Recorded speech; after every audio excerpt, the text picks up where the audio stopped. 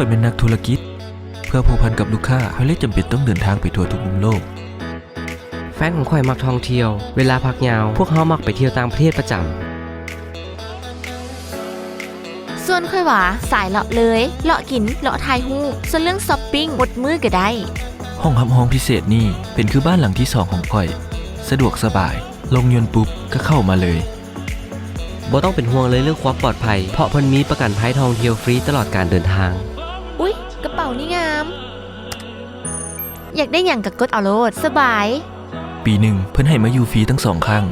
คุ้มค่าสุดถึงจะอยู่ต่างประเทศก็ใช้จ่ายอย่างสบายปัดเดี๋ยวจบ